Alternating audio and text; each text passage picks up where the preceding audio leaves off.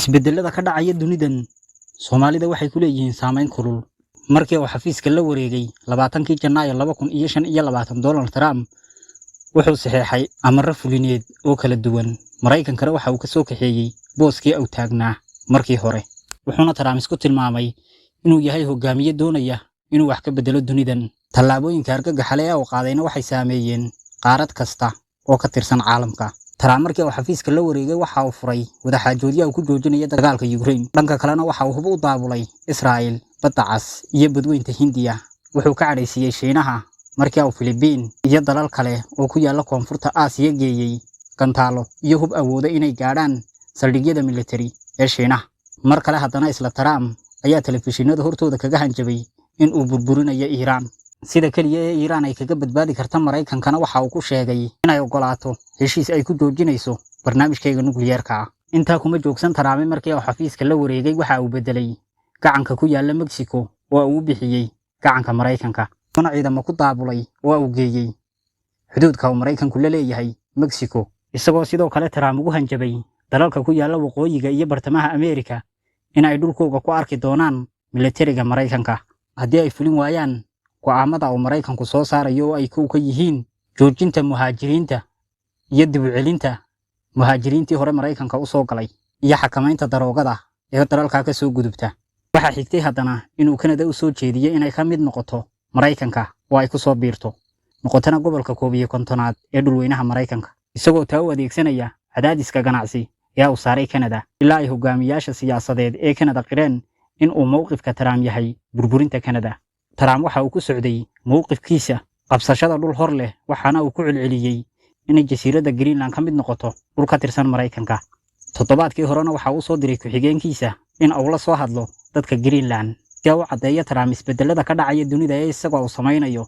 Waxa uu dhabarka u jeediyay xulufada ugu adag ee Mareykanku uu lahaa ee reer Yurub ahaana isbaahaysiga gaashaanbuurta NATO. Wuxuuna si daah qaadan ugu sheegay inayna ku tashan Mareykanka. Waxa laga sugayaana ay tahay in uu Mareykanku kala baxo ciidamadiisa ka jooga qaaradda Yurub iyo saldhigyada uu ku leeyahay wadamada NATO. Isagoo leh Trump ma difaaci doono ciddii aan Mareykanka la bixin kharashaadka difaaca ku baxaya iyo wax kasta oo aad ka doonaysaan Mareykanka. Waa inaad ka soo hormarisaan wax kasta oo aad doonaysaan kharashaadka arrinka ku baxaya ee lacagta ah. Kuwa aan bixin kabka miisaaniyadda NATO waan ku fiirsanayaa cid kasta oo soo weerarta. Waxa uu kaga naxsaday NATO Mareykanku inuu joojiyay taageeradii uu siinayay Ukraine. Wuxuuna ka saaray wada hadallada uu ku joojinayo dagaalka Ukraine ee Trump uu la leeyahay Putin. Waxa uu malayn inuu Trump kaga hadhay intaa kaliya waddamadii ay saaxiibada ahaayeen iyo xulufada ee gaashaanbuurta NATO. Waxa kale oo uu ku dallacay wax soo saarkoogii ganacsi ee ay u iibgeyn jireen suuqyada dalka Mareykanka. Xaaladani waxay argagax iyo kala yaac ku riday waddamadii ay xulufada Mareykanka ahaayeen ee reer Yurub. Waxaanay reer Yurub noqdeen kuwo isku guubaabinaya wax soo saarkooga inay kor u qaadaan oo ay iyagu isku tiirsadaan ka maarmaana ku tiirsanaanta Mareykanka. Waxaase jira wax kale. Trump wuxuu sheegay inuuna eegan doonin xulufo kasta oo ay isku xulufaystaan wadamada reer Yurub si ay u dhibaateeyaan Mareykanka. Wuxuuna u sheegay wadamada reer Yurub Trump inayna marnaba soo faragelin karin waxa uu Mareykanku ku samaynayo Canada. Haddaba daawade waxaa jira hal qof ahna looga qaateen oo inoo cadaynaya waxyaabaha aynu arkayno iyo ficilada Trump siday u yihiin isbedel ka dhacaya dunidan. Waa madaxweynaha Ruushka Vladimir Putin oo soo joogay isbedeladii ka dhacay adduunka tan iyo dagaalkii labaad wixii ka dambeeyay. Mar uu hadal ka jeediyay Moscow toddobaadkii hore wuxuu si cad u sheegay inay dunidu aaday jiha ka duwan halkii ay wax waliba joogeen sanado ka hor. Cidda la hortaagan furaha albaabka isbedelka cusub ee dunida waxa uu ku sheegay Trump. Putin waxa uu sheegay inuuna faragelin doonin qabsashada Mareykanka ee jasiiradda Greenland. Waayo Mareykanku wuxuu sabab u noqonayaa inuu Ruushku helo gobollada uu ka qabsaday waddanka Ukraine. Waxayna siinaysaa qabsasho kasta oo uu sharciyad u helo inuu Mareykankuna ku duulo dhulal hor leh oo qayb ka ah wadamada Yurub. Isla qabsashadani waxay dhiirigelin siinaysaa Shiinaha oo doonaya isaguna inuu qabsado jasiiradda Taiwan. Laakiin Putin wuxuu sheegay inay jirto goob istiraatiiji ah oo qayb ka noqonaysa loolanka isbedelka cusub. Barta oo uu Putin ku sheegay inay noqonayso gobolka Arctic. Waxaana laga yaabaa buu yiri Putin inuu ka dhaco tartan u dhaxeeya quwadaha waaweyn ee dunida.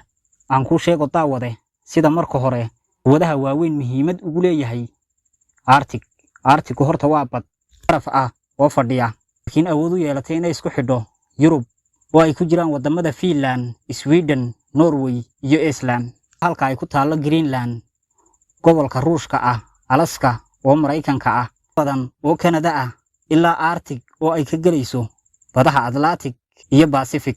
Isbeddelka aynu soo sheegnay wuxuu qiimo tirayaa dhulal isku arkayay inay istiraatiijig u yihiin Mareykanka, meeshana ka saaraya. Ma garanaysaa gobolkan Mareykanku si uu cadaadiyo u qiimo tirayo waa gobolka Bariga Dhexe, gaar ahaan dalalka Carbeed ee saliidda hodanka ku ahaa. Laakiin sidee buu dalalka Carbeed Mareykanku u cadaadinayaa? Dalalkani waxa ay ku hoos jireen ama gabaad u ahaa difaaca dalka Mareykanka. Waxa ugu badan ee boqorrada iyo amiirada Carbeed siinayay kalsoonidu waxa uu ahaa saldhigyada Mareykanka ee ku yaala dhulkooga. balse saldhigyadani waxay fadhiid noqdeen markii uu Mareykanku isku dayay saldhigyada uu ku leeyahay wadamada Carabta in uu ka weeraro wadanka Yemen kulana dagaalamo Xuutiyiinta markii ay diideen boqorrada Carabtu khatar in ay kala kulmi karaan kooxda Xuutiyiinta Yemen. Tan oo lagu daray mowqifka Trump ee ahaa in marinka qasad dadka laga saaro Hamasna ay ka baxdo noqdaana goob ay Mareykanka iyo Israa'iil wada maamulaan. Wuxuu Trump bixiyay ishaare ah in ay luminayaan wadamada Carabtu difaacii Mareykanka ee ay ku hoos jireen. Toddobaadyadaan u dambeeyayna dhaqdhaqaaqa military ee Mareykanku uu ka wado Bariga Dhexe iyo ka baxsan carrada Khaliijka Mareykanku geeyay ciidamadiisa iyo agabkiisa difaac.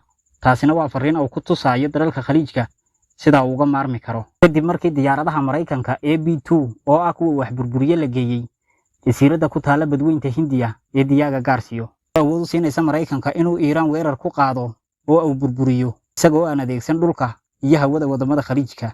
La mid ah waxa uu jasiiraddan Garsiya ka weeraraa Mareykanku kooxda Xuutiyiinta ee dalka Yemen isagoo aan adeegsan hawada iyo dhulka wadamada Khaliijka.